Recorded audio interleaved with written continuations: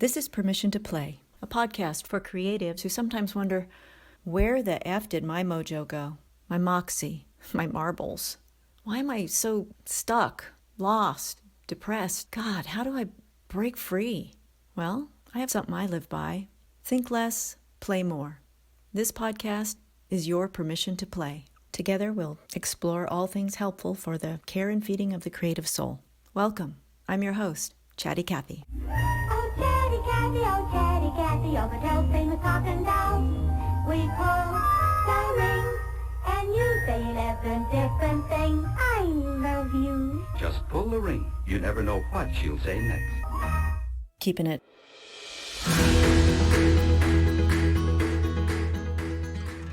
Hey guys, welcome back to the podcast. I'm so glad you've chosen to hang out with me today.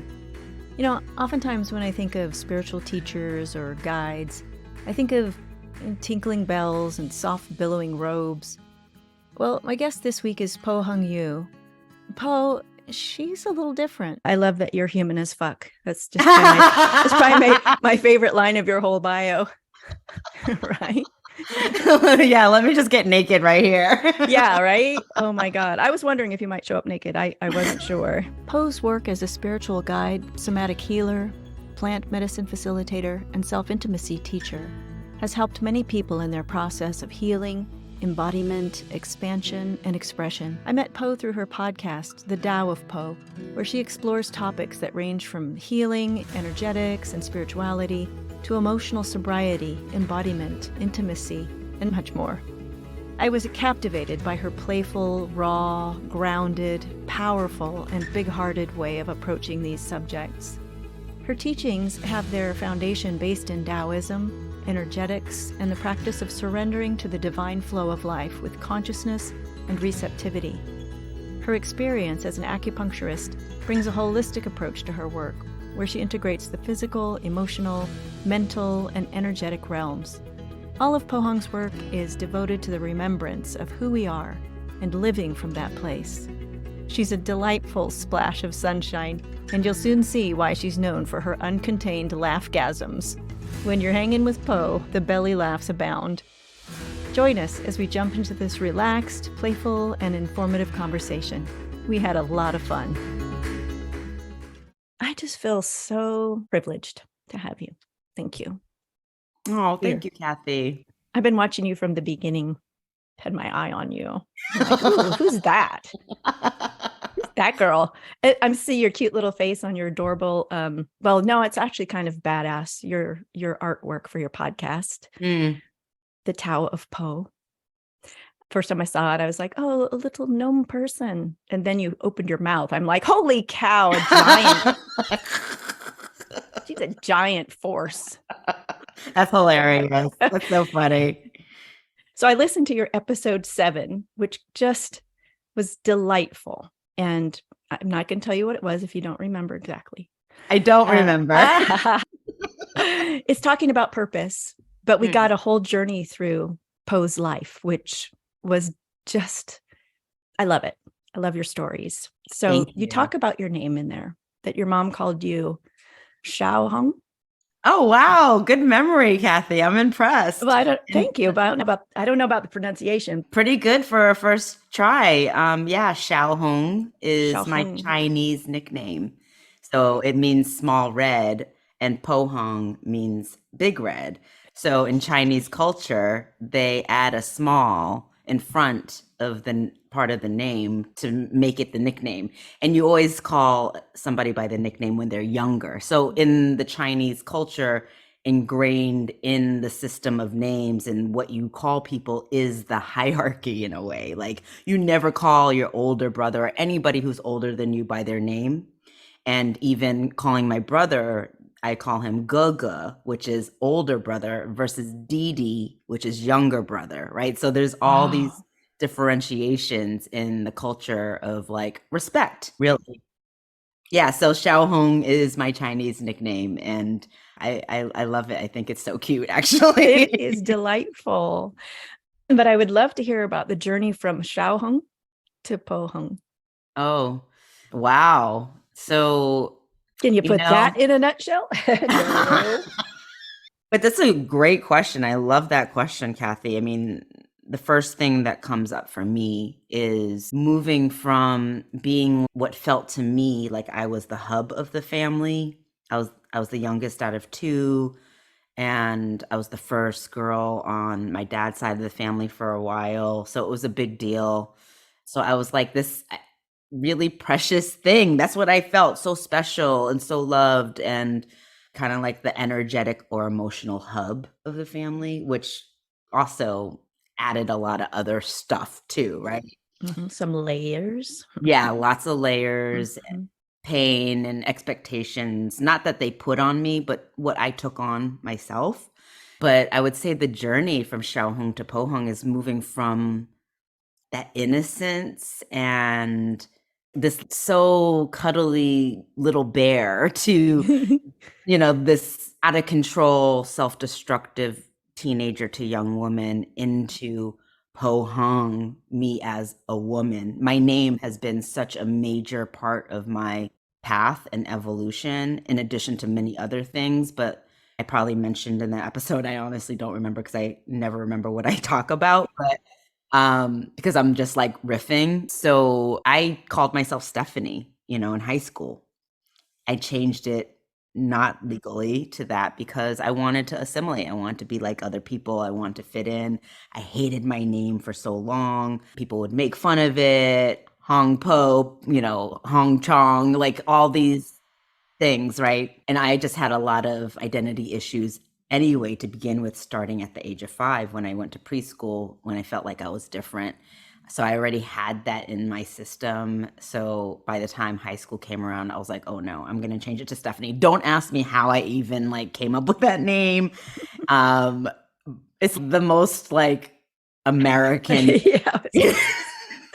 White girl name. Exactly. And most of my friends, I was raised with mostly in Black culture. So it was really a name that was not even connected to what I was doing at the time or who I was hanging out with. And then in college, I changed my name again unofficially to China with a Y. It was kind of I think subconsciously me trying to own my culture, but in a backhanded, weird way, And then when I went to China at the age of 25 for the first time as an adult with my dad, I had such a profound experience of connecting with my people in a way that I had never, because I've never been in a space where everybody looked like me.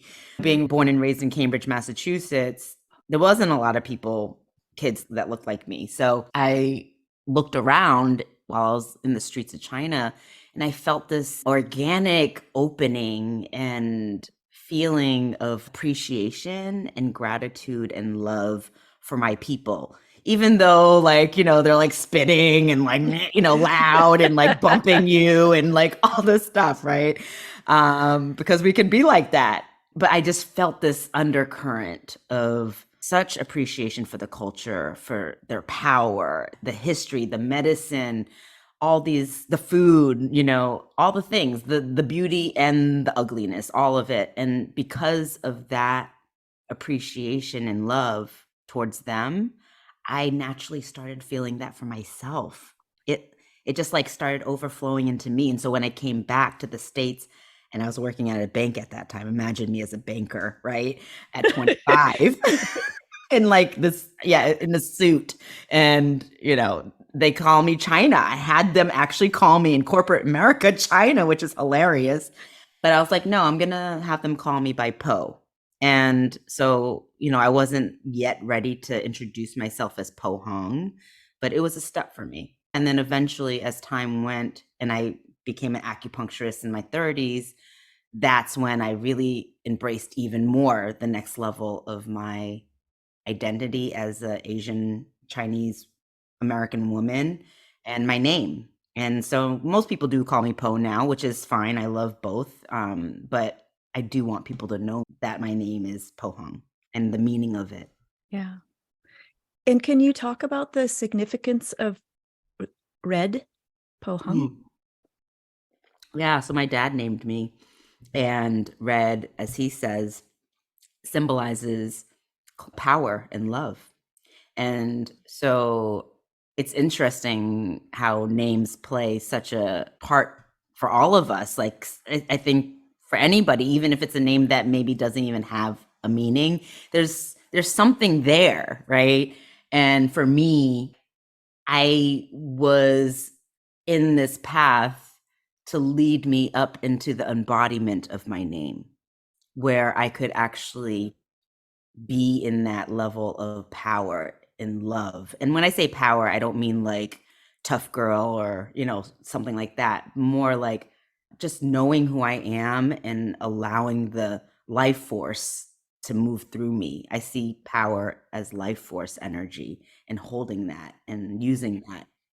So, but also the love piece, like really learning to love more unconditionally. And because I was very selfish, I was very self-centered. I had God, issues. jeez.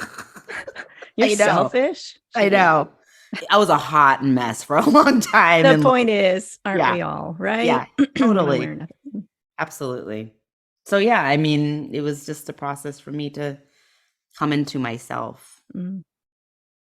And can you talk a little bit too about your dad? Actually, both your parents, but I love that your dad named you and this name he chose for you. Mhm.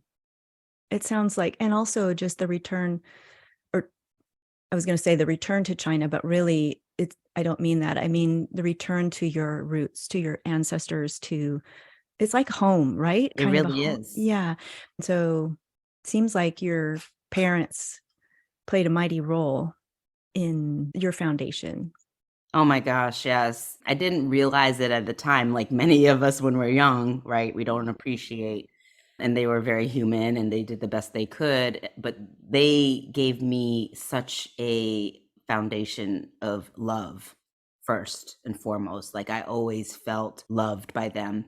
Even when things got really out of control and I was angry at them and they were disconnected and I felt abandoned, underneath all that, I always knew that they loved me. So that was so powerful first and foremost. But my dad has been my spiritual teacher since I was probably like 11 or 12. We do these conversations. It felt like church, but it wasn't church because we would talk in the laundromat that they owned in Cambridge in the basement. And we just get into these like amazing esoteric conversations about energy and the laws of the universe. And, my dad used to be a Jesuit priest before he met my mom. Mind blowing. I know. He has an amazing story. I can't wait to have him as a guest on my podcast. Yeah, I saw your little conversation with him on your Instagram. It was, what a precious moment. Yes, and I have them all the time with him. Oh, that's lovely. I'm glad you're blessed. getting to drink those in. Just keep it up. Gobble up every moment you can. Yes. Oh, I Yes. hope you have him on the show. That would be. I know. I can't wait. I cannot wait because everybody's like, he's so adorable. I love him. Have him on. I'm like, yes, it's going to happen. It's going to happen. He's in Beijing, so there's technical issues, but we're working it out. We're going to make it happen one way or another. But he's still my spiritual teacher, and he just transmitted and injected so many foundational teachings into my system, even when I was going through my hot messness, for many, many years of being in the shadow and darkness and suffering. He was always this solid tree for me to always go back to remind me of what's true, and to surrender, to really receive and embrace the potency of the moment, whatever it is, good or bad, quote unquote. So yeah, he really laid such a foundation in me, and he continues to. He's really taught me the most. He's my main spiritual teacher. And then my mom, she was just such a force of nature, not like a typical Chinese woman from that time. She was born in 1941. She passed in 2005. But she was so brave. She was the leader, and she was a badass and loud. We laughed loud. I get my loudness and my laugh from my mom for sure. My dad is more introspective and quiet. Actually, my mom was the one who pushed up on my dad after he left the priesthood. pushed up, meaning like she hit on him. She's like, hey, come with me. You're my man, basically. I love her. Yeah. I mean, she just was such a force and fierce nature just moving through her. So I had this juxtaposition of my dad, who was super spiritual and like calm and quiet. My mom's like this badass businesswoman and leader. And then my stepfather came in, who was a grandmaster of martial arts and Qigong master, Tai Chi master, and a Chinese herbalist. They got married around, like 12 or so or 13 when my parents got divorced, not too long before that. So I was raised in this really interesting family group, and they all impacted me. And what I would say the common denominator between all of them is service. They all were devoted to being of service. And so that's why I am devoted to that too. Yeah. I'll tell you, it's fun to see from my outside perspective, the way that those influences have become a confluence in you, and the way that you are so gracefully finding a way to do service to that, to continue it, to put it in the world, to find your voice and bring it forward. It's lovely to behold from an outside perspective, not knowing a whole lot about you, but it's so evident. It's evident in just this conversation, in conversations I've heard you have, and in what you're putting out through your podcast. So it's pretty cool. Thank you. One of the things you talked about was your journey to what you're doing now, your medicine. And I would love to talk a little bit about what that is. What is your medicine? You talk about my medicine, and what is that? You asked some good questions, Kathy. I would say my medicine is, it's a good question because I always have a hard time filtering down my medicine into language. So I'm going to do my best to do that right now. You're welcome. You get to practice. Yes, that's right. Thank you. I'll edit it down so it sounds really good. To a little tagline. No, I'm kidding. Right, exactly. Right. Kidding. Yeah, we like it messy, we like it organic and natural. I would say that my medicine is love. I mean, if I had to like really boil it down, it is that big red medicine, right? It's like this mix between softness and fierceness, this contrast of the two. My foundation is Taoism because my dad has really transmitted that to me because he's a Taoist teacher and basically a monk. He lives like a monk. So it's always for me this yin and yang, softness and power, all these parts that may seem like they don't go together, but they so do. And so my medicine is really using that energetic frequency to help people to heal on a physical level. When I say that, not like just illnesses and things like that, but on a somatic level, the trauma that lives in the body. I work in the mystical and magical realm. So a lot of things that I do are connected to energy and supporting people in the healing process and an embodiment process, expansion and expression, really allowing what's living inside to move through and alchemize. That's a new concept for a lot of people, I think. Alchemy? Well, not just alchemy, but like the energetics of the body, or even being in touch with your body. I think it's a new thing for many, the idea of allowing the wisdom of the body to talk to you. We're so used to putting our body into the hands of others, putting our body into the hands of doctors, etc., that we don't even know that it's talking to us and that it's a thing. It's an entity, Yeah, and I see it as part of the divine, just like anything else, right? And a lot of times people ignore it because there's so much living inside of it that can be Scary. terrifying. Yeah. There's so much. And I know this firsthand. The reason why I even facilitate and do this work is because of my own healing journey. I wouldn't be able to do it otherwise. So I know what it's like to be disconnected from my body. I know what it's like to be disassociated. I've had multiple sexual traumas in my teens, and I was really into numbing with alcohol and weed and anything, gambling, like I would use relationships, a great one is being addicted to suffering, right? To the thoughts in the mind, the ego spinning. I was addicted to all of that, which I think a lot of people can relate to. Oh, yeah.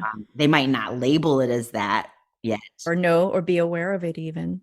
I'm suffering, but I don't know what. I'm something's wrong, but I can't put my finger on it. And they're doing it right while they're trying to figure it out. Yeah. Yeah. Yeah. And so I say they, but I'm raising my hand. yeah, Right? totally. I hear that. Yeah. We're in a human experience, and that's really part of the importance, I think, of the healing and expansion journey is really accepting our humanness and our divinity, that it's both and, just like it's yin and yang. It's all of it. Can we embrace all of it? And I love that before we started this interview conversation, you said one of your favorite lines in my bio is that I'm human as fuck or something like that, right? I'm as human as fuck. That's the first line of your bio. Because I have a history of wanting to be perfect and to look a certain way and hiding who I really am because of shame and all these protective mechanisms, it's really important for me to practice letting people see the real me, the authentic me, as much as I can. Wherever I am, I do my best. And part of that is really this approval for my humanness, but also not forgetting my divine connection to source, And so I think a lot of times some people can weigh one way on one end more than another end. And for me, it's all about this balancing act and staying open to connecting to both the human and the divine. Right. I don't know a whole lot about Taoism, which was indicated in the very early part of this chat when I said the Tao of Po. You were really gracious not to correct me. Thank you. I was going to actually, Kathy, but I was like, it's so normal for people to say that. But this funny, just a little tidbit, because people do appreciate this understanding that, even when people say tofu, in Chinese culture, a Chinese person will say doufu, right? Even though it's spelled with a T. So Taoism, it can be spelled with a D or a T. So it is confusing. I love it when I show myself for my ignorance. No, not at all. I wouldn't consider you ignorant. Even Asians say Taoism, so it's all good. Yeah. Oh, good. Okay. Well, I can adjust. I wanted to, I thought of a quote that I wanted to read to you that came up when you were talking in one of your episodes about the reason that you're able to do the kind of deep work that you do. You say the reason you can do the kind of deep shadow work that you do with people is because you embody love and light. And you just said it again a minute ago. And I immediately thought of this quote from Carl Sagan, which is, "For small creatures such as we, vastness is only bearable through love." And I thought that was apropos and yet contrasting, because you talk about embodying love and light in order to do this deep work. And the deep work of connecting to all that is so vast that it takes something as vast as love, to surround us and make us feel safe enough to explore that the vastness of who and what we are. What was that look? I don't know. I just got way out there for a second. I love don't know if it. It was making sense. No, absolutely. Yeah. The embodiment of love. I think that's what we're here to learn. I think so too. And it's such a learning curve and a process, and I'm always still practicing, right? So I say this all the time, but once I arrive somewhere, I just begin again, right? So it's like, right. There is no arrive. right. I'm like, ooh, okay. Oh, Here we go. new signpost. Okay. Yeah. Keeps pointing that way. Yeah, keep but it going. is good to really celebrate and appreciate the growth and these bookmark moments where we're like, oh my gosh, I just expanded, right? But then also knowing that part of the process is the contraction too. But yeah, I really agree with this love piece because everything is alchemized through love or light or whatever you want to call it. I see them as the same thing. Because in the shadow, when we do shadow work, I think a lot of times people think of shadow work as just like so dark and scary, but it's really, we're illuminating parts in the darkness. It's like walking through a cave or a cavern with a flashlight or a lantern, right? And it guides us into wherever the space that we want to enter into, or wherever space that actually needs love. Because that's the work when I do somatic work and energy work, it's really about allowing the body to tell the person or me what is ready to arise, what is ready to alchemize. We can't force the light somewhere. You can't force expansion either. No, you can't force healing. You can't force expansion. You can't force any of that. It's in the surrender and the relaxation and the softness and the openness that allows the light to shine through into these places and allows them to arise. A lot of times people are trying to contain and hold in all of it. And then that has its own repercussions on the body, on your mental state, your emotional state, in your relationships, all of these different ways that come out sideways because we don't want to feel. Yeah, absolutely. And I think sometimes we go into the darkness with a harsh light, like with a mag light, and like scare the monsters instead of coming in with a soft candle and helping them to recognize, hey, I see you and I love you and I accept you. And how can I help you? How can we connect instead of how can I poke you with a stick, drive you out of my cave?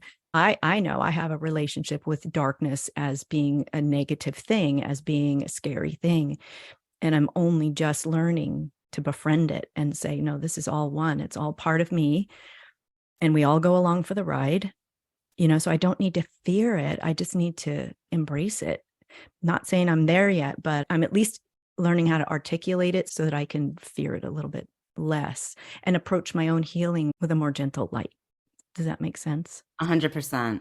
That's beautiful. I love, because what you're doing and what you're talking about requires courage, even if it's a candle. It's a courageous act to be loving to ourselves. It's a courageous act. It really is. But with practice, it gets so much easier. It really does. There's a spaciousness that's created that allows for you to show up in that way even more and more for yourself. That's been my experience in my clients and students' experiences too. And I love this point that you're talking about. It's like, you're not trying to put this big old beam of light on it. You're like, hey, friend, this befriending is so important because they're all parts of us. I do inner child work, right? I facilitate these kind of healing sessions, and it's all our little ones, and there's all these parts. I don't know if you're familiar with internal family systems. I got one. Yeah. I have one. Yeah. So I always say, if you come on my show, you can be talking with Chatty Cathy and friends because we're all here. That's so good. They're all listening. Be nice. Yes, exactly. That's like all these different parts of us. And the more generous and kind we can be to each one of them, because they're fractured, it comes together. Yeah. There's a reconnection, and they're not locked up in a cage. That's at least how I saw my inner child and different parts of myself. She was in a cage in the basement and scared in the corner. And so once I started befriending her and loving on her and communicating with her and listening to her, holding space for her while she had her rage fits or grief or frustrations or fear, then the door of that cage unlocked and she doesn't live in that cage anymore. Yeah. She can come climb in your lap instead. Yes. I had two thoughts while you were talking about this. One was you mentioned recognizing areas where you've expanded, noticing when you were having shifts or expansions. And I was going to say, for me, often I don't realize those shifts until after, like the expansion part is kind of painful, or I might experience it as something that I think is negative in the moment. And only later do I look at it and say, that was a total growth moment. And I think that paying attention to those, identifying them, and then realigning your neural pathways to recognize those feelings in the body as, yeah, they're painful or whatever, but this is good. Like reorienting around those feelings. It's so hard, but I think that we can practice that. Yes. Then we can actually enjoy the expansion while it's happening instead of. Well, first of all, that's beautiful noticing. I love that nuance that you brought in. Also, I want to say that expanding our capacity is pretty much what you're talking about from what I'm sensing. And a lot of times we don't feel worthy of receiving or having or being in joy or feeling good. This is something that is very common for most people, and everybody has a different level of capacity based on their life and things like that and the work they've done. And so for me, it's important to put attention on really allowing me to feel that capacity energetically. I know that might be a little too esoteric or abstract for some people, but seeing where my edges are, and when good things happen or when I feel good or something where I've expanded or grown, really allowing myself to fully appreciate it. Because a lot of people don't want to celebrate the goodness. There's something scary about that, because it could be for different reasons. I know for a lot of people, it's like, oh, if I have this, I could lose it. Yeah. Something like that. That's the other shoe. There's another shoe. It's going to drop any second. Yeah. Right. But what would happen if we could just really receive and fully let in the growth or the goodness? It just gets better and better from there. But it is a practice, and it requires a certain faith, in my perspective, of the process, really trusting this unfolding, and that it's messy and imperfect and also perfect at the same time.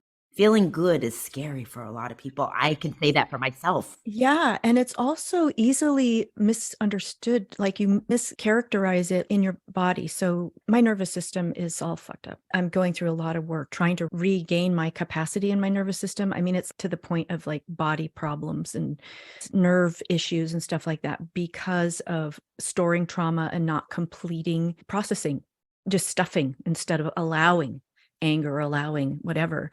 And I think that sometimes your nervous system can get so over-triggered that it can't recognize even joy as a good thing.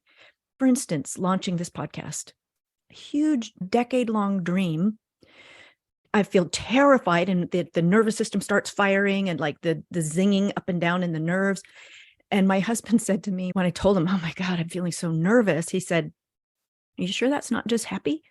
Like you're not feeling happy that you're finally doing the thing that you've been talking about for a decade? And I'm like, wait, let me think about that. And it's like, yes, I am. I'm happy. That's joy. That's joy I'm feeling, but my body's not even recognizing it. I'm so triggered all the time that my body is saying, no, that's terror. That's not good. Stop, So it's learning to recognize the energy that's in your body and get the story straight. Does that make sense? Yes, and this is great because I teach a lot about sensations. It's a conversation I think that not a lot of people talk about. And for me, I have the perspective of sensations being a magical and mystical guide and how our body speaks to us. And so, for example, when somebody says, I'm anxious, or I'm scared or something like that because of certain sensations, right? Maybe it might be like the heart starts racing or you might start sweating or whatever, these kind of physical sensations and symptoms start happening. And so it's the mind has made those sensations to equal anxiety or fear. But if you think about it, what about when you go on a second date with a person that you are like totally digging and you have chemistry with, and you could have those same sensations, but now it's like excitement or exhilaration or something like that. And so it's important to not categorize sensations with our mind. Instead, we can just feel the sensation and just be with the sensation. And you gave a perfect example of that. You had these sensations that you thought were something that they weren't. Your mind wanted to just label them as something, but it was really something else. Right. Right. And what can the response be then to help the body work that out? People might not like what I have to say because it's so simple. I think the most simplest things are probably the most challenging things for people. Because they're like, no, I need more information. I need more information to understand. But the thing is, it's not about information. It's about dropping in. It's about presence. It's about being in the moment. It's that simple. And so it is just literally, whether it's you're in movement or in stillness, whatever helps you to be more present, do that. So if you're the type of person who needs to sit down to be with yourself, then do that and just breathe and feel whatever is bubbling up in you and let it move. Don't try to control it. Don't try to get rid of it. Because sometimes what happens is people will try to get rid of the sensation, right? That's why we'll take medication or, Give do me a all these. whiskey. Right, exactly. Whatever it is, I don't want to feel it. Like I want to get rid of it. And sometimes people will even use their breath to get rid of a sensation. Interesting. Yes, because breath is such a powerful tool and so foundational, and I recommend it highly, but it's a nuance. Are you taking these deep breaths like trying to get rid of it so you don't want to feel it? Or are you just breathing to bring presence to it? Yeah. Very subtle shift. Yes, when you can notice these moments of differentiation and discerning, then it literally opens up a whole portal of a new reality. Right. And a cascade of things, because I think you start to educate your body when you drop in and you're there, because it takes it as a signal of safety. Like if you're here and you're not running out the door, then things might not be as dangerous as your body is perceiving.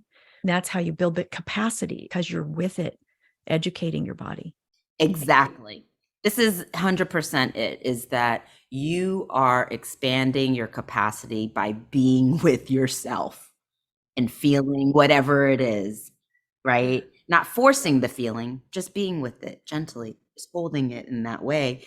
And I mean, I get so turned on by this conversation because I just love the nuance of it, because it's not just one way. You have to bring your attention and focus to it. This is how we work with the mind.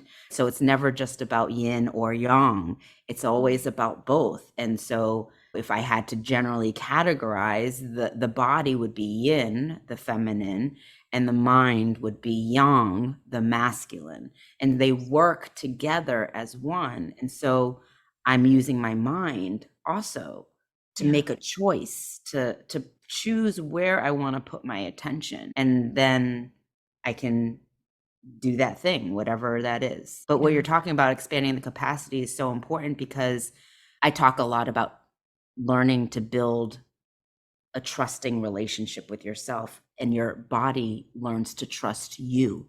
I talk about the body kind of like it's as its own entity in its own way. When you start to do this practice and expand your capacity, the body starts to trust you. Like you said, am I safe? And can I trust you to hold me? Right. And then also, as the body's learning to trust you that you got it, it's also important for us to thank our body, because we put our bodies through so much and still we don't appreciate it. Majority of people don't have a gratitude practice for their body. Instead, the practice is usually judgment. I don't look good. I don't like how this looks, or, or I'm in pain. Oh, my body's acting up, or, whatever it is. But what if we flipped it and just really loved up and appreciated our body for holding us for all these years, Yeah. Yeah. keeping us Carrying us alive? around on the planet. Yeah. Yeah, Despite the fact that I'm going to celebrate and go tie one on so I can feel like shit the next day. So smart. That's a good way to love our body. Yeah, And yet it's forgiving, right? So exactly. So it's really such a beautiful practice to love on our bodies in this Yeah. way. And when that happens, they overflow so much, and it gives you so much more in return. Yes. Yeah. Yeah. I've been trying to integrate little, just little moments, like when I'm putting lotion on in the morning, to really like tune into the actual act of it, like almost make it a ceremony or a ritual, where I'm feeling the lotion slide on the skin. Look at my leg as I run my hand up, be present with the actual physical sensations of being with my body. And then while I'm doing it, sounds weird, I know, but It does not. it's like tuning in to the pleasure of that, and to the fact that I'm, blessing my skin with some moisture, and what does that feel like, and just being really present with the process, instead of just I'm slathering because I got to get on to the next thing, and I don't want to be a scaly lizard. Instead, it's like, oh, look at my skin, wow, this is the biggest organ of my body, appreciating all the things about it. Yeah. And then the wrinkles and shit start to kind of disappear. You know what I mean? In my perspective, it's like, oh, you are beautiful. Look at this skin has carried me for almost 60 years. It's just a practice, but I'm finding it's expanding things for me. That's so beautiful. That is so beautiful, Kathy. I love that so much. That is ceremonial. Lifesaver. Mm-hmm. Yeah, more of life needs to be like that. We're so rushed. We're so on to the next thing and so harried. And I've missed large chunks of my life because of that, where I have no recollection or memory of something. I realized it's because I rush through my whole fucking life. I don't pay attention to the little mundane things. You were talking about this in one of your episodes. I think I don't know if it was your surrender but the idea of like paying attention to the little moments of your day, because that's all we have, really. If we fly through them, then all of a sudden we're on the other side and looking back at 70 or 80 or 90 years going, well, I don't remember half of that. Oh my gosh. I so feel you on this. And, it may sound morbid to some people, but since I've been, I guess, in my 20s, I would use death as an inspiration. And I think this is part of the Buddhist philosophy. I'm not Buddhist, but I do resonate with this part of accepting death. And also, I don't have any desire to have regrets. I want to live and be alive as much as I can. Of course, it's not going to be 100%, and I don't expect that, but I want to be as present as much as I can. Yeah. And that inspires me. Yeah, That inspires me to think about, when I'm on my deathbed, what's going to be important to me. I just turned 47 a few months ago. No, you did not. I I did. think you turned like 30 a few months ago. Good Lord, woman. Asian don't raisin. I love saying that. It just cracks me up every time. I was so happy when I heard that song. I was like, yes, I've been looking for something. Nothing rhymes with Asian or Chinese. And then somebody found it. And I was like, thank you. That is beautiful. Yeah, so I use it as much as I can. Hell yeah. But yeah, so turning 47, something happened for me energetically, also because a lot of cycles have closed for me last year, energetic cycles. And I've been feeling into this is my second half of my life. And it really even brought home what I was saying even more around how do I want to live the second half of my life?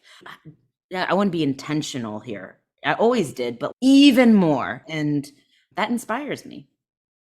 That's good. I love that. Yeah. You know, I wanted to ask you about play as medicine.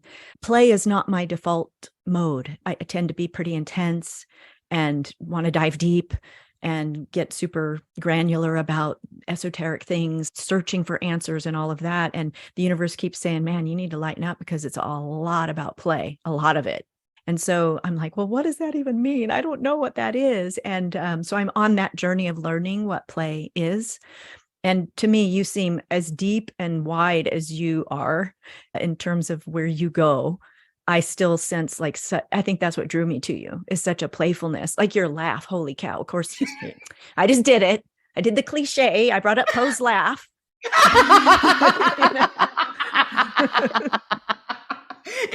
That's hilarious. But it's like I tamp play down. You know what I'm saying? I feel like if I ever started laughing, I might never stop. There's so much laughter trapped in my body. Oh my God. I know. And I think part of that is because as a child, I was embarrassed about my laugh. I thought it was dorky sounding. So I would laugh. Here's how I used to laugh. Oh my God.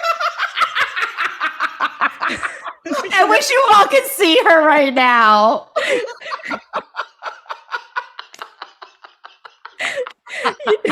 Oh my God, that's so adorable.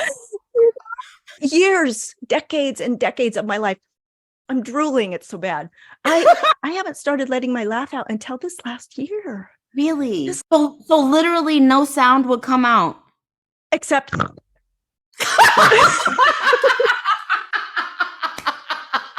every now and then there'll be a snort. Yes. Because it was like my body's like, we got to let this out somehow. You know, my kids used to tease me and my husband mercilessly for the snort, but it was like something has to come out, right? Yeah. And now my body doesn't recognize that. Like my body's like, oh yeah, laugh. Don't, hold that in. And every once in a while I'll hit that belly laugh moment. And it starts like my husband and I had a belly laugh moment in the car the other day. He brings it out of me. He's so great. And I had that moment of like feeling like I was just going to blow open, like I was just going to like experience some kind of transcendent thing. And so I found myself like reining it back in because I keep thinking, oh, if I go there, I'm going to flip over to some other dimension and you won't be able to bring me back because I'll be like letting go of so much. But like, okay, I'm going to shut up now. But no, I love this. I love this so much. You talked about your mom. You're laughing with your mom. And my dad too. Actually, me and my dad start cracking up and laugh. It just happens. I don't know where it came from, but it's a part of me. And I just love you sharing this part of your life. I think there's so many people out there that also can relate to this. There's somebody on Facebook, I was laughing and they were like, oh, I love your laugh. I wish I could laugh like that. I wish I could laugh out loud. And I was so surprised because she's so funny and you're so funny. So I just assumed that, you had a good relationship with laughter. But I think there are a lot of people out there that, yeah, that's why part of the work I do is around full expression because it's so important. Like we talked earlier about alchemizing the trauma and pain, but there's another aspect is just it's all about just letting it move through, right? The flow and not containing and controlling and contorting. And so I love this image of you like about to like bust open into another dimension. And like I so want that for you. You too. Who needs psychedelics? Let's just laugh. Right? It's the best medicine. People ask me, because people are like, oh my God, Po, you look so young.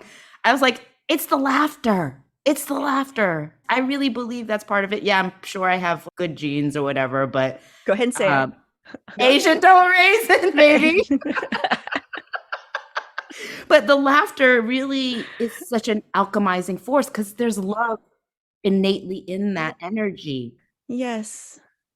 And so, yeah, for me, I've always been connected to my laughter, even though I had so many moments, decades of shadow and darkness. But even in that, there was something in me that couldn't hold it in. And like, it can be obnoxious. Like, my laugh can be so crazy. Like, if I get on a roll, if I'm having a laughgasm, because I'm all about the gasms, right? Foodgasm, orgasm, laughgasm, all the gasms. And so laughter is just one of them. And I literally will be hollering like so loud, like screaming. I can't control my body. My whole face is hurting. My stomach is cramping, but I'm loving it. It's just like, it's so good. But think of what it's drenching your body with, like the opposite of cortisol. What is it? It's dopamine, Oxytocin, right? Oxytocin, yeah, just or serotonin, washing, dopamine, all the good stuff. yeah. Yeah. And I often think about media, movies, and comedy. We poke fun at all of this woo, I say this probably in every chit chat I have with people, but I say I'm a closet woo. I'm usually walking around with a woo boner, but I don't want anybody, It's Oh my God, that's so good.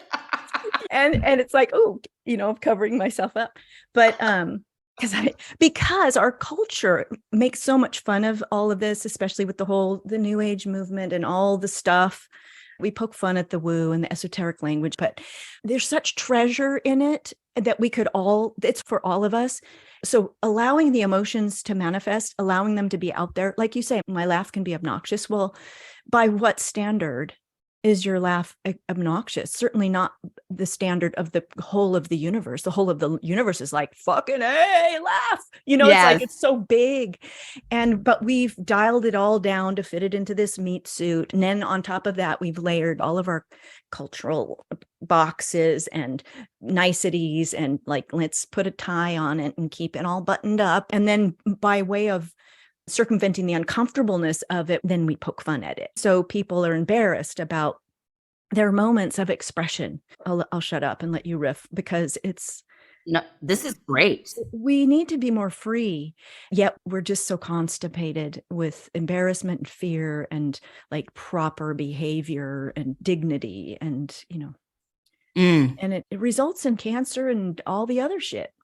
Yes. Yeah. And yeah, a lot of suffering one way or another. And I think what you said earlier just nails it on the head, which is like this playing, really connecting to play. And that's why I love inner child work, because inner child work isn't just to heal trauma and pain. It's also to reconnect with your little one and the way they were when they were young, or if they didn't have much play as a little one, how they wanted to play, if they could have.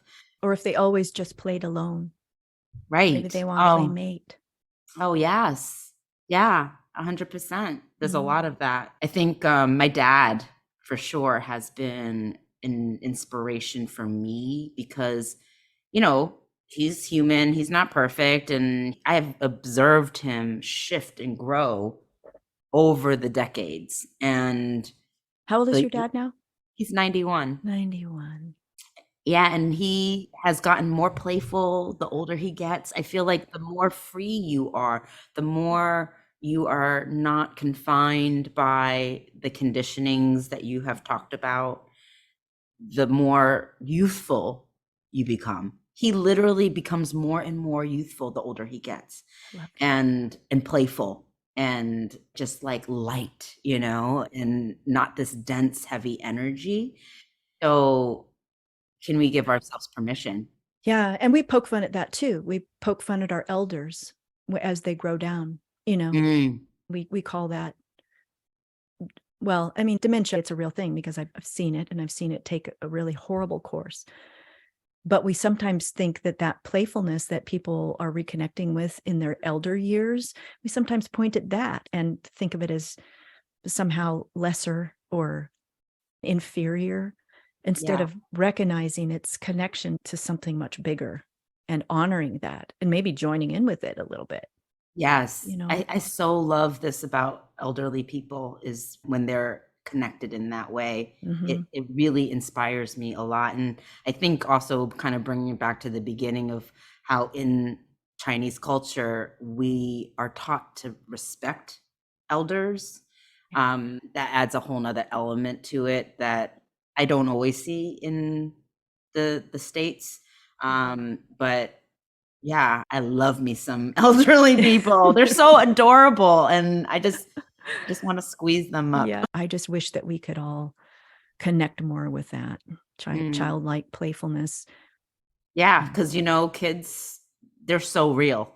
Oh my God.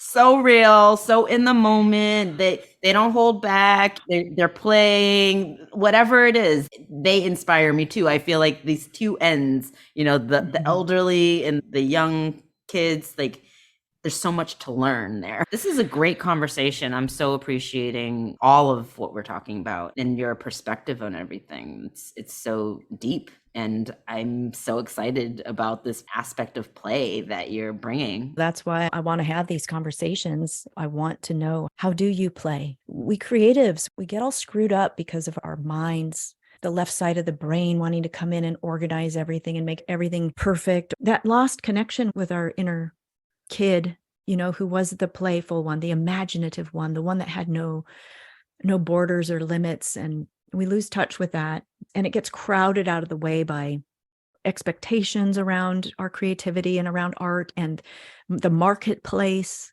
and competition and trying to make a living and all of that. We just get squashed.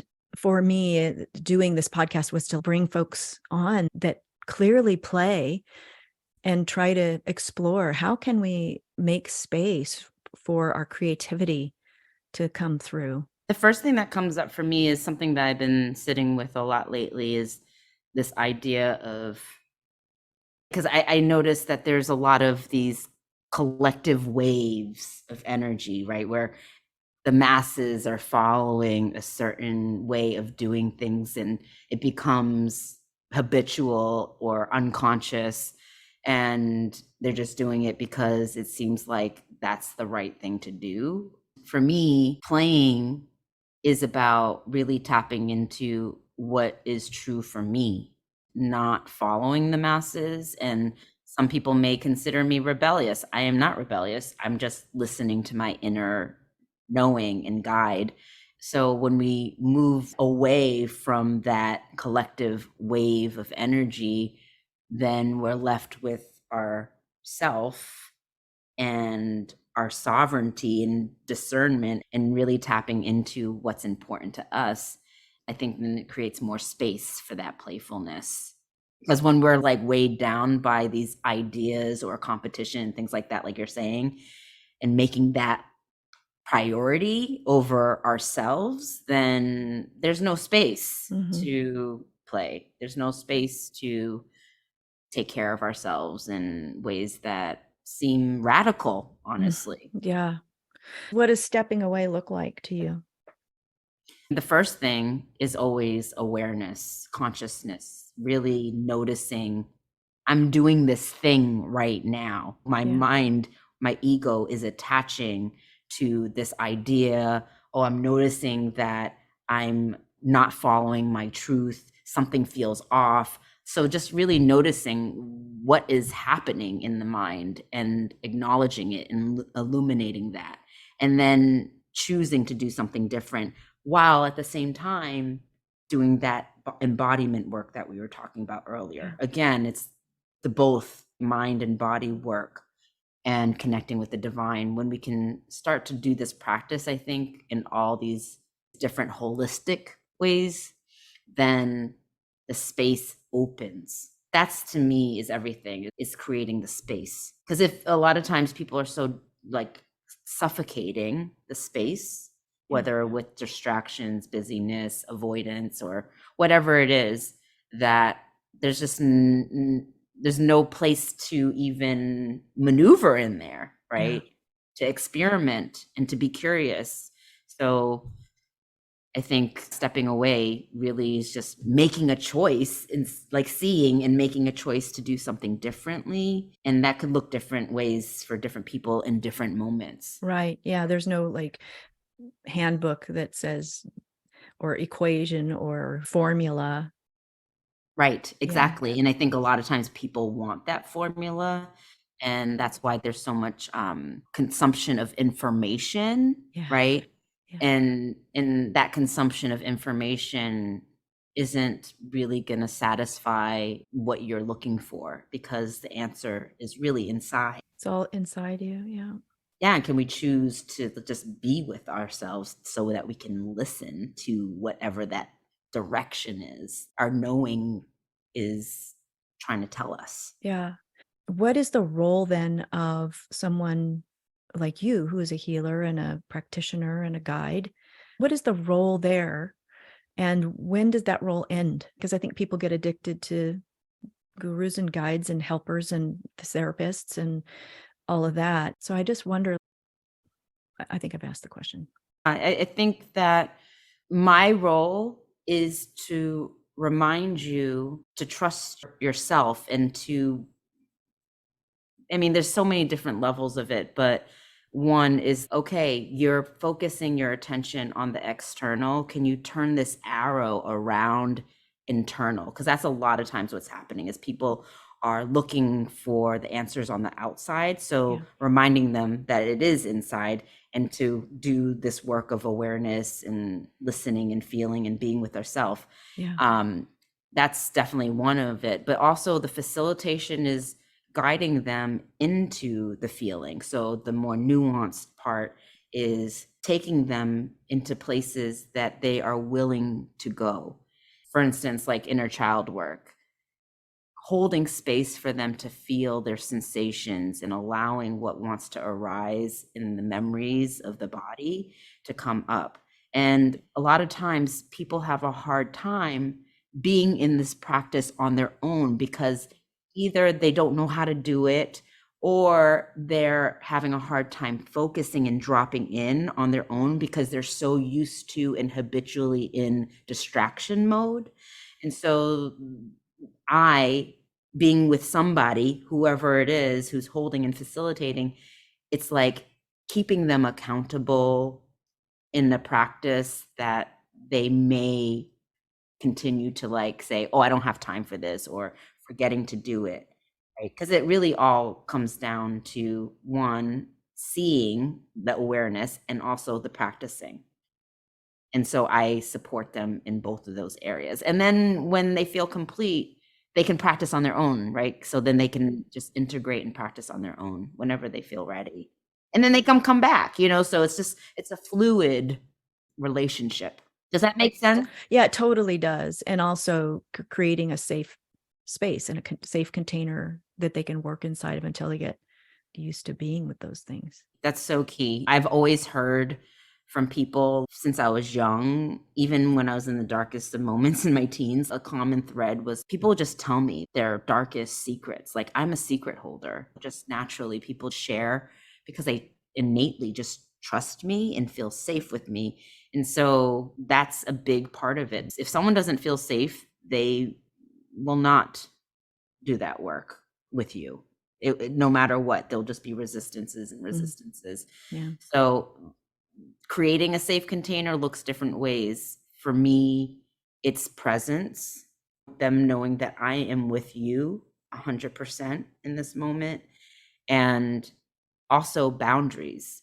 I have worked really thoroughly through my people pleasing, my rescuer, my martyr, my codependence, and safety is not created in people pleasing. Right.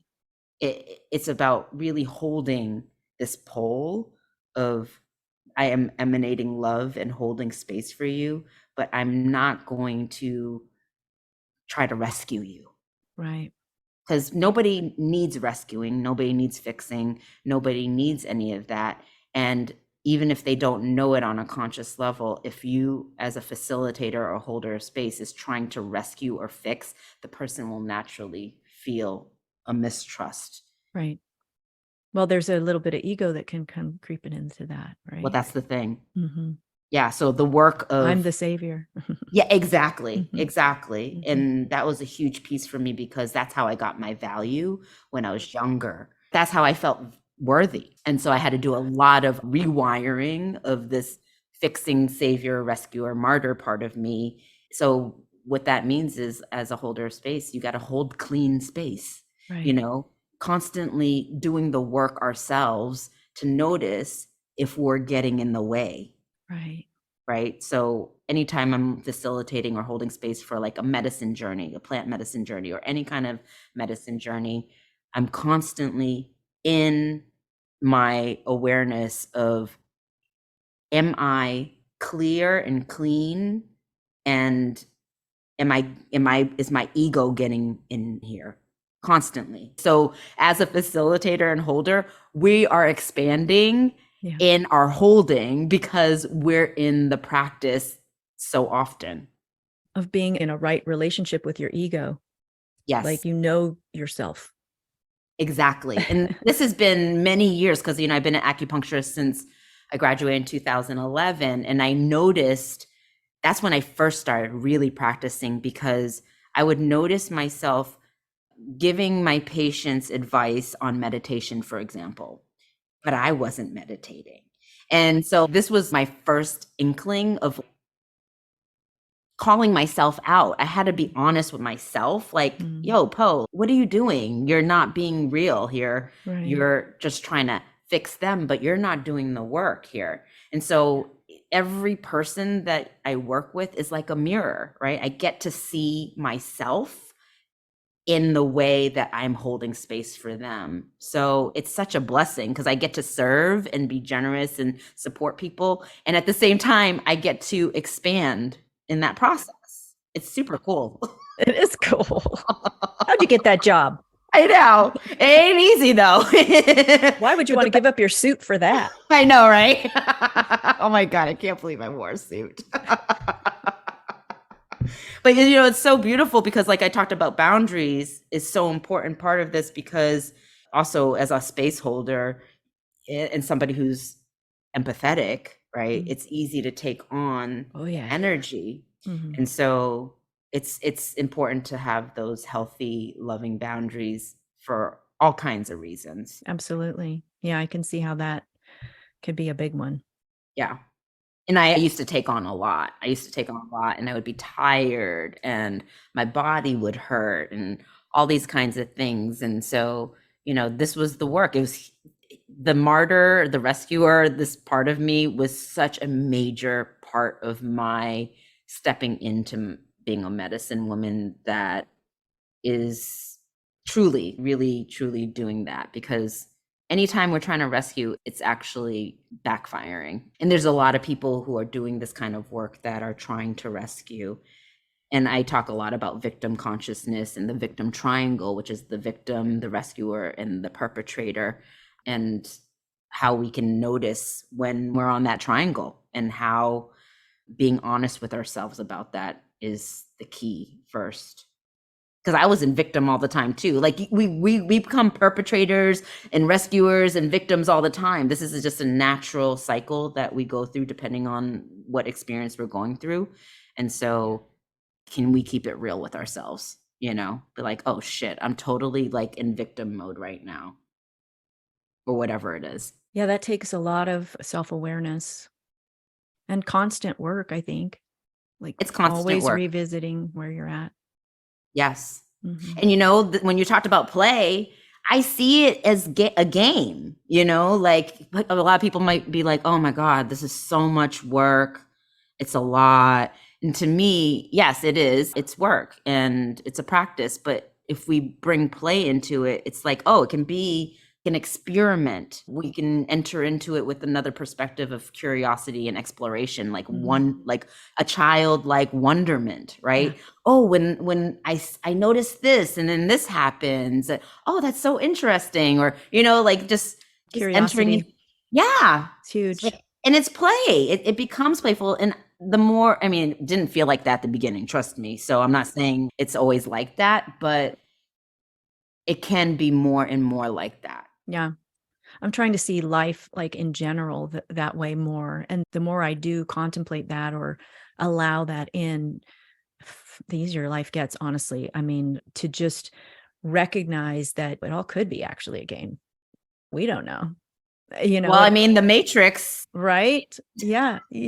I mean, we don't know. We can't prove anything. So why not entertain that idea that and if you look at nature, oh my God, the playfulness and the creativity just within nature itself, it screams playful. It screams like, oh, let's try this. Oh, that's weird. Why not think of life that way in general so that we can lighten up a little bit, Yes. Even in the face of things that seem horrifying and wrong and maddening and unfair and unjust and all of that, for me, if I can pull that camera back even further and say, what would this look like within a wider context of a game?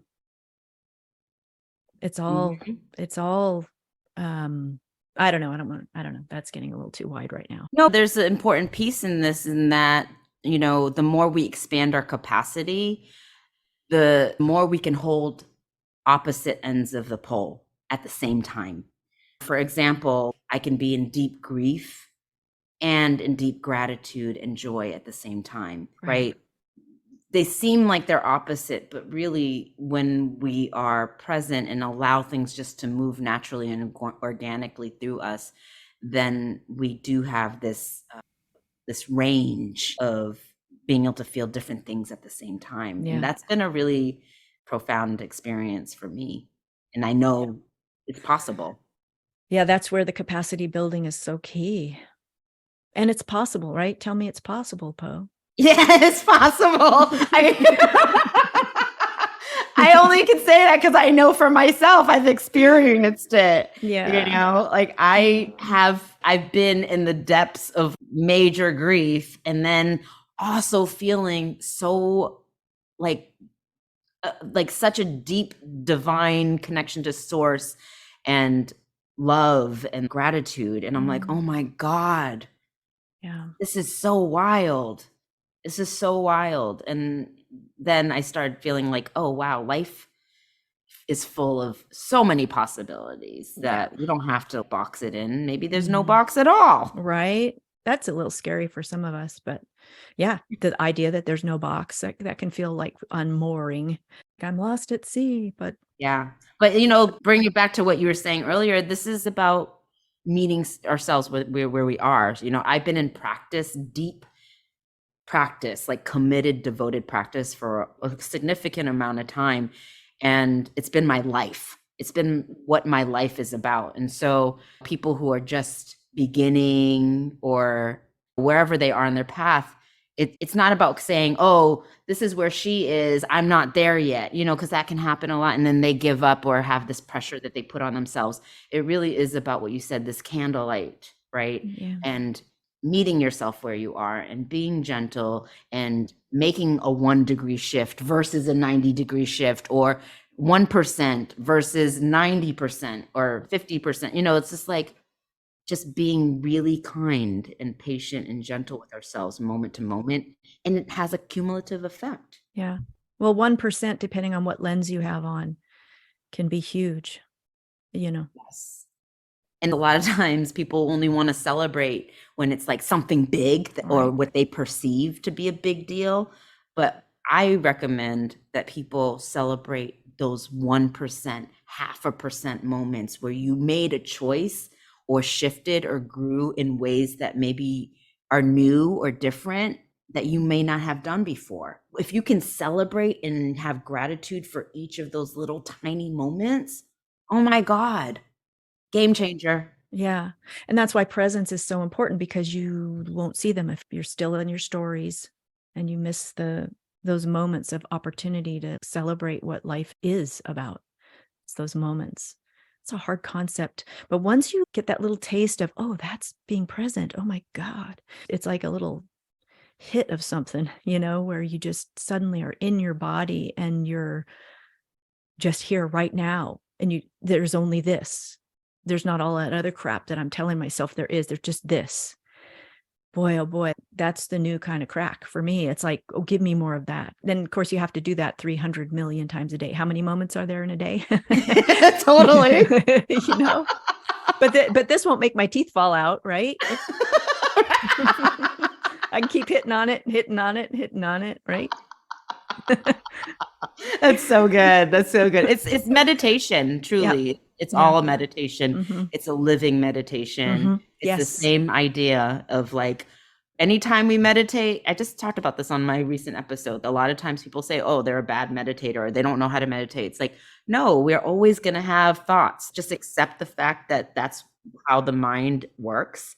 And if we can accept that, then there's more compassion there. And when we do sitting meditation or walking meditation, we notice that there's a thought and we just bring ourselves back into the moment. It's about the returning. It's the returning. Yeah. And we just do that throughout the day, right? We bring this meditation practice into our everyday moment to moment experience. And we might not do it all the time, and that's okay. That's all right. Yeah. We Yeah. get to start over. Yes. Yeah. Do you ever do like, I want to ask you 2 more questions that they don't have to go super deep or long, and you can answer them in whatever order you want. Do you ever do laughing sessions with people? And second is, what are you offering to people? How can people work with you, and what does that look like? Oh boy, this is so great because I've been pondering and like thinking about doing laughing sessions for a while, because people for years have been saying, I know Po, like the thing I know about Po the most, or love about Po the most, is her laugh, right? That's always a common theme. But I have not done that. I don't know how I would do that, but I'm open to that exploration, because based on what you say and other people have said, I think it's really a beautiful offering and service, Right. So yeah, stay tuned. That may happen. Mm-hmm. And other offerings I do group programs for women. I do in-person deep dives or VIP sessions, and they range. And I also do one-on-one long-term containers. I do all kinds of different containers, but it can range from like plant medicine to deepening your connection with divine, with your body. So I would say that, you guys just tune into my social media, whoever's listening, or check out my website, follow my podcast. I will be sharing any offerings there that are new. Yes, it's called the Tao of Po. There you go. TAOOFPO. I know, it's so confusing. But yeah, all kinds of self-intimacy experiences. Yeah. That made my eyebrows go up and down. This is important. This is the body work that I'm talking about, like really falling in love with your body and taking care of your body in a different way, and connecting with your sensuality and your sex, and connecting with the parts of you, the inner child, the sensations, the emotions, the pleasure, the pain, all of that. And then soon I think I'm going to be creating a container for full expression, which may include some laughter sessions. Now that I think about it. So thank you for that. This has been a joy. Yeah, it really has. Thanks for spending the time with me. Yeah, thank you for having me. Mm-hmm. Thanks so much for joining us today. If you enjoyed this conversation, please come back for more. I've got some really interesting and inspiring guests on tap for upcoming episodes. I've got award-winning authors, actors, more plant medicine people, nervous system experts, just a smorgasbord of goodness and curiosity. And also, if you could please help me grow my audience by sharing with your friends, and especially subscribing to, rating, and reviewing the show. And here's a simple way you can do that. Just click the Rate This Podcast link in the show notes, notes or go to ratethispodcast.com/permission to play. Follow 3 quick and easy steps and bam, you've helped all the people find Chatty Cathy Martins and permission to play. See how easy that was? Another way to stay in touch with me is by jumping on my email list. I send out a bi-weekly letter to my friends, keeping you in the loop on what's going on with the podcast, my writing, and all my creative antics. You just never know what she'll say next. So join the fun. The link is in the show notes and may just contain a little freebie as a way of saying welcome. Glad you're part of my community of readers. Thank you so much, my friends. It means so much that you chose to spend your time with me today. Be well, and remember to think less, play more. Grant yourself permission to play.